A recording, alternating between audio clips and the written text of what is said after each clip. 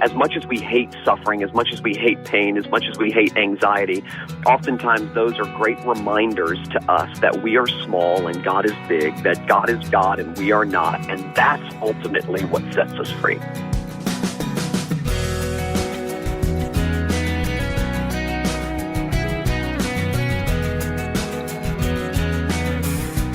The voice of pastor and author Tullian Tchividjian opening this week's edition of First Person. Hello, everyone, and welcome.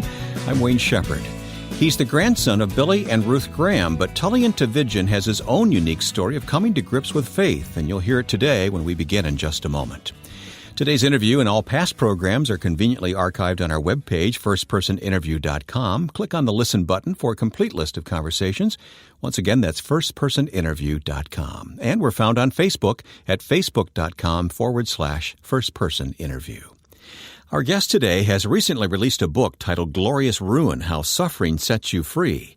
He's also the senior pastor of Coral Ridge Presbyterian Church in Fort Lauderdale, Florida, one of America's most well-known churches. He followed Dr. D. James Kennedy in that position, which is a big part of his personal story, as you'll hear today. But as we began our conversation, it was on my mind to ask Tullian about the influence of his famous grandparents, and I asked him for a favorite story.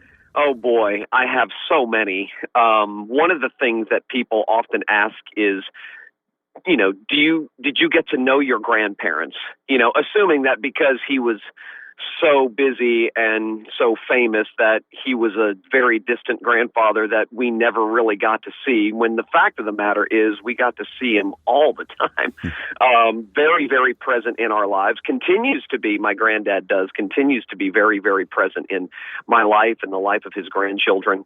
So because we were able to spend so much time with both of them growing up, I have so many stories that I could tell about the two of them. I think the thing that sticks out for me the most, however, is the fact that I went through a very, very rebellious season in my life where I dropped out of high school at 16 years old, and I got kicked out of my home at 16 years old. And my grandparents would have been perfectly justified to sort of pull me aside and say, you need to get your act together. I mean, you're our grandson and people know who we are. And, you should, at least for our sake, would you please clean up your act so that you don't hurt the family name or something like that.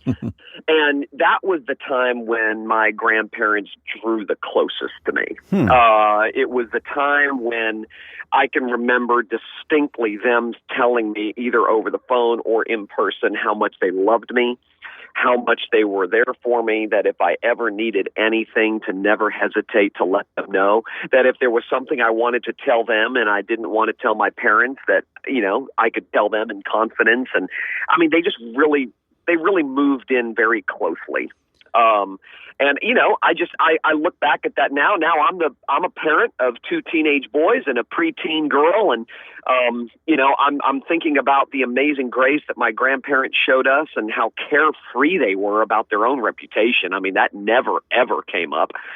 It would have been very easy for my granddad, for instance, and people often ask because he's a preacher, did he ever do this? But pull me aside and say, "No, let me tell you something. You know what your real problem is? Your real problem is you need to get right with Jesus. I mean, it's because you're not right with Jesus that you're." I mean, he could have easily said that. He could have preached 1,000 sermons to me and never did, because he knew that my greatest need at that point was not additional information. My greatest need at that point was for God to do something in my heart, and he knew that only God could do it. So they just loved me. He used to counsel my mom and dad during that very difficult season in my life. He just would counsel them and say, love and patience, love and patience, love and patience. It's precisely the way God deals with us.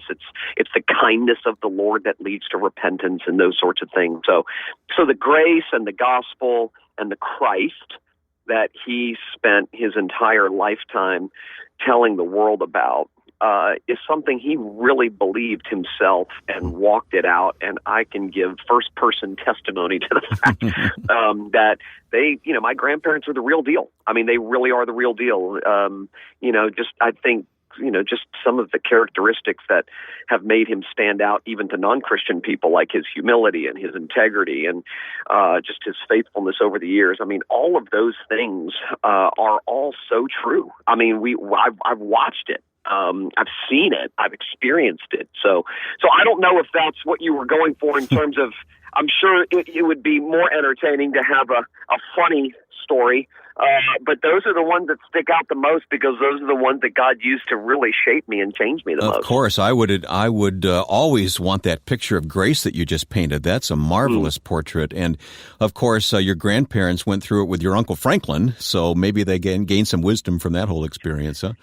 Yeah, absolutely. I mean, my grandmother, she died in 2007. At the time of her death, she was one of my very best friends in the whole world. I mean, her and I were very close. I still grieve her loss. I mean, when I go through something difficult with my children, she's the first person that I want to call and seek counsel from. She was just the best of the best.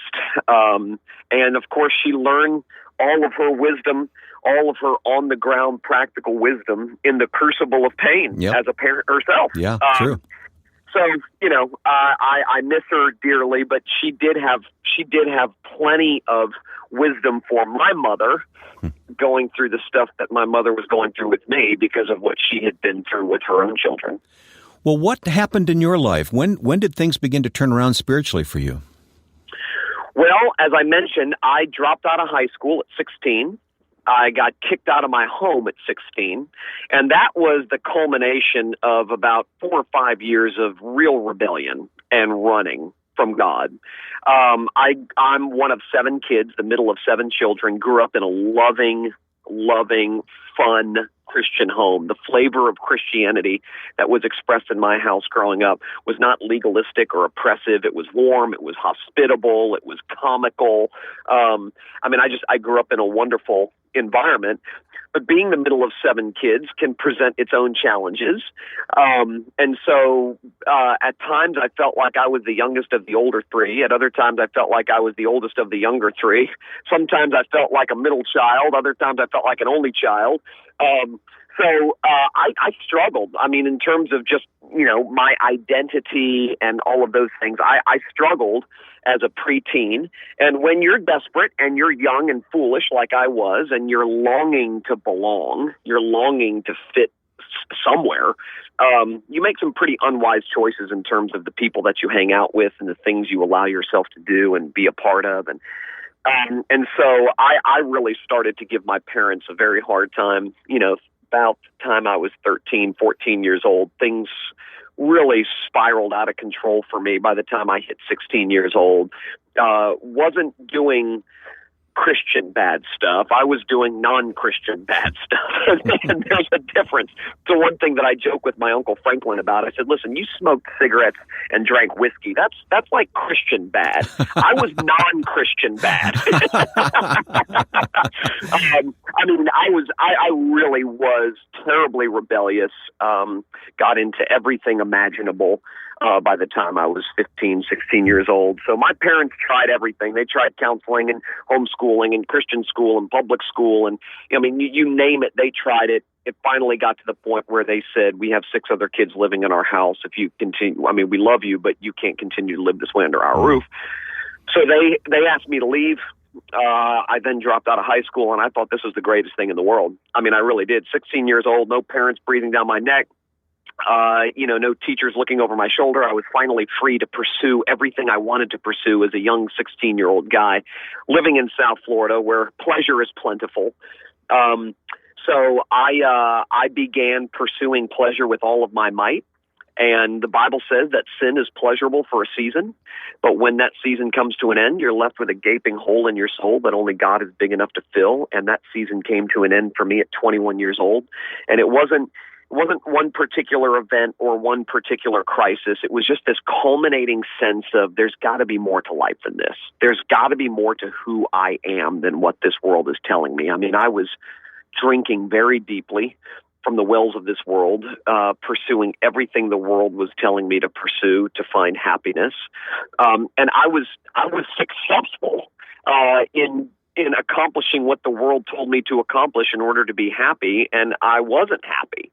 I found myself, on the when I started looking for freedom by doing my own thing and becoming my own person, I realized that all of the things that I pursued to find freedom had actually made me into a slave. Wow. Slave to desires and habits that were quickly destroying me. So God brought me to the end of myself in the fall of 1993. And like I said, it wasn't a particular moment or a particular event or a particular crisis. It was just this culminating sense of desperation. Well, let me ask you, what part did people or the word, what happened? What was the breakthrough? Well, I'm not sure I can point to any one thing other than the remarkable foundation that my parents had laid, the foundation of unconditional love that my parents had laid for me. And they really did, both my mom and my dad, along with my grandparents, as I already mentioned, really, really did provide me with a tangible picture of the love of Jesus, the unconditional love of Jesus. I mean, they had to exercise tough love in terms of telling me I had to leave. But never was that tough love exercised in coldness. I mean, it was always warm. I never doubted for 1 second that my mom and dad loved me. Never, ever, ever. Even when they were being rough on me and tough on me, I never, ever doubted that they loved me. And so I think it was the combination of the remarkable foundation of unconditional love that my parents had laid for me and my brothers and sisters from the time we were small, with this sort of culminating sense that the world is not all that it's cracked up to be. And those two things combining like a perfect storm just painted for me this remarkable contrast of, what God promises on the one hand and what the world offers on the other. And when that contrast was put before me, very tangibly and very clearly through my own experience, from a human standpoint, it was a no-brainer. It was like, wow, this is, God's love and the love of my family is so much more attractive and so much warmer than what this world has to offer. And so it was, and that's the same story that basically anybody could tell. If you ask somebody what it was that brought them to faith, it's a combination of realizing the sweetness of God and the sourness of this world, and those two things combined compel people to run to Jesus. We'll continue today's conversation with Tullian Tchividjian, pastor and author, on today's program. Stay tuned. Next time, our guest will be longtime broadcaster Al Sanders. We never sat down to say, this is what we want to do for our future. We want to be here in this square at this particular time, and this square another particular time. We just began, and God brought blessing upon blessing. You've heard Al Sanders' voice for many years on Christian radio, and you'll meet him next time on First Person.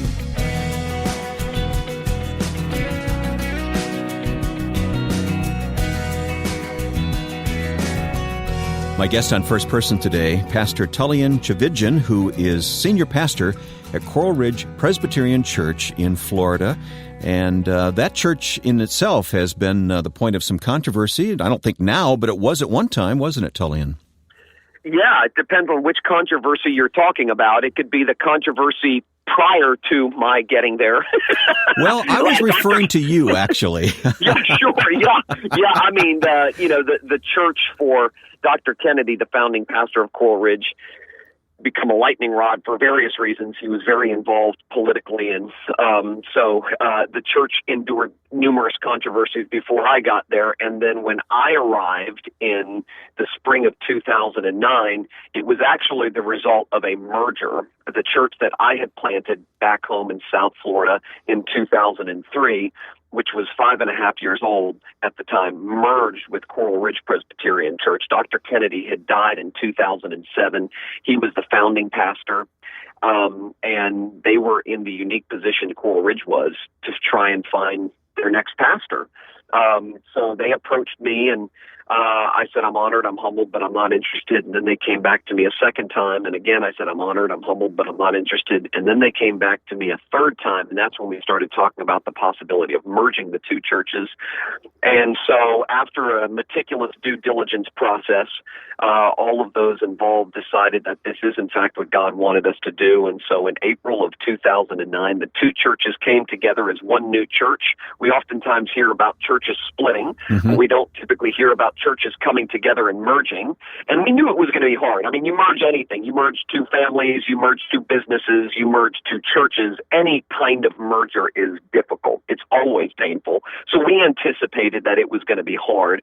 I don't think we anticipated that it was going to be as hard as it became.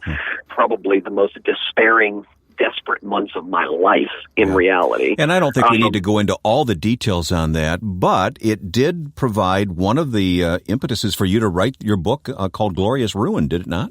Oh, absolutely. Yeah, it was, God became more real to me in the crucible of that particular season of ache than in any other time in my life.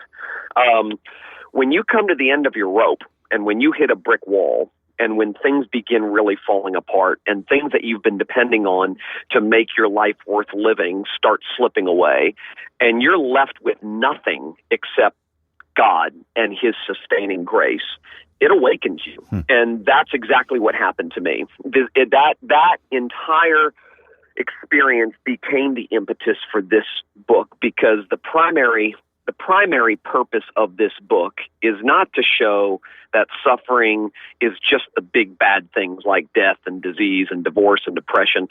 Suffering includes all of life. It includes tension and relational stress and anxiety and, all of those sorts of things, unmet expectations and shattered dreams. And when you begin to define suffering that way, you begin to realize from our birthday to our death day, we never, ever experience a completely pain-free moment, ever.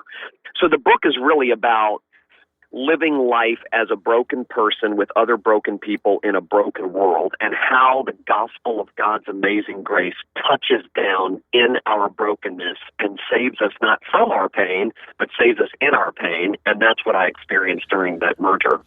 And the story of Coral Ridge, by the way, is told in your book, Jesus Plus Nothing Equals Everything, so people can refer to that. But your newest is Glorious Ruin. But even before you came to Coral Ridge, at least I think it happened beforehand, you were devastated by the divorce of your parents, which happened after 40 years of marriage. That sort of added to this whole picture, didn't it?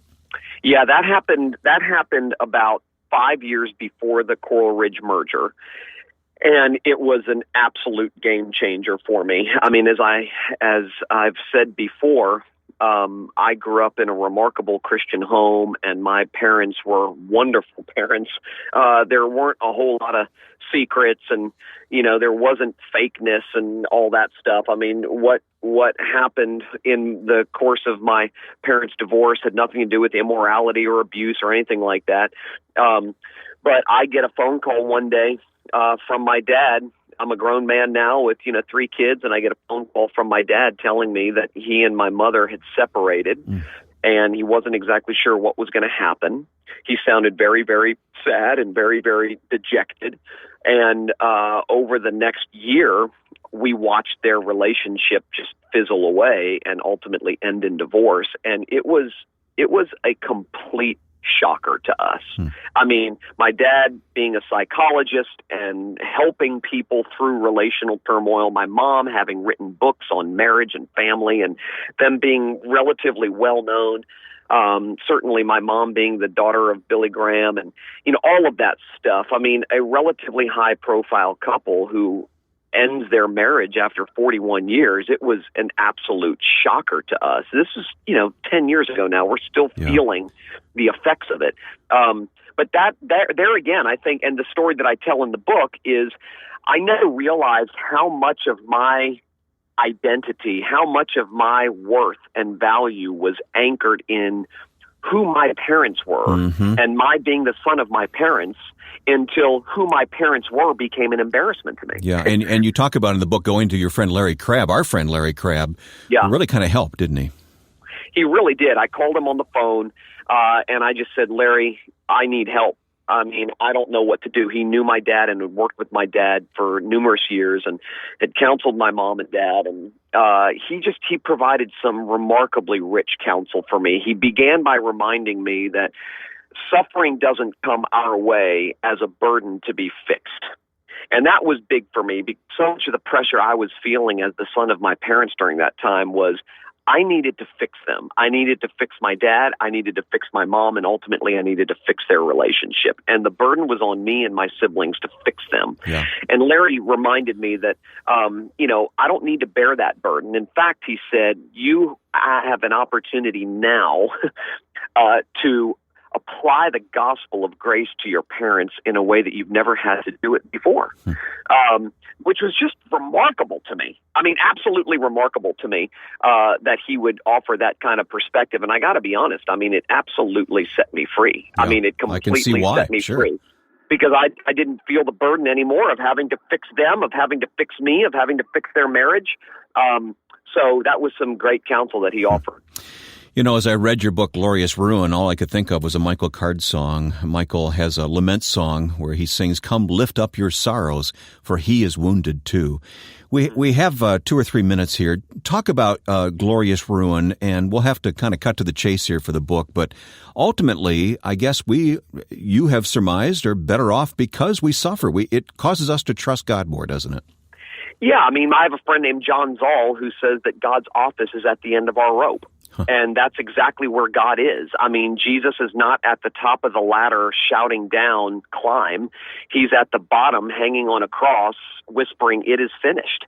And I think we forget that Jesus was a man of sorrows. Hebrews tells us that he can sympathize with us because he has suffered as we have suffered. And nowhere in the Bible are we promised that God will save us from our pain in this life, but we are promised that God will save us in our pain. And we see that God saves through suffering. We look at the cross and see that God saves through suffering, not in the absence of it. And there's nothing like suffering that reminds us of just how small we are. So when any of us go through suffering, I mean, none of us want it and none of us look forward to it, but it does cause us to lean into God and trust Him more and to ultimately give thanks for even the tough things that come along. I've noticed in my own life that as much as I hate going through painful seasons, as much as I hate going through difficult times, I'm going through one right now. I have a 17-year-old son who's making some very foolish choices, and it's absolutely ripping my heart out as a dad. And at the same time, I'm in a sense thanking God for sending this difficulty our way, because it's causing me to lean on God in ways that I haven't leaned on Him. It's causing me to depend on Him in brand new, fresh ways. It's causing me to realize just how small and not in control I am, and how big and in control God is. And so, as much as we hate suffering, as much as we hate pain, as much as we hate anxiety, oftentimes those are great reminders to us that we are small and God is big, that God is God and we are not, and that's ultimately what sets us free. Well, my guest today has been Tullian Tchividjian, the senior pastor of Coral Ridge Presbyterian Church and the author of Glorious Ruin, How Suffering Sets You Free. If you joined us a bit late and missed any part of today's interview, you can listen online at firstpersoninterview.com. At our website, we have additional information and links to Tullian and his ministry at Coral Ridge, as well as his books. Just go to the firstpersoninterview.com website and follow the links you'll find there. And then if you'd like to interact with us on Facebook, we'd love to read your comments and suggestions for guests. It's easy to find us. Just go to facebook.com/firstpersoninterview. And we're very excited about the weeks to come, and the guests will be joining us here on First Person. Looking several weeks ahead, Michael Card will join us for our Christmas program on the weekend before the holiday. Our conversation then will focus on the incarnation of Jesus Christ. Between now and then, I hope you'll join us each week, including next week, when our guest will be longtime radio host Al Sanders. Now, with thanks to my friend and producer Joe Carlson, I'm Wayne Shepherd. This has been First Person.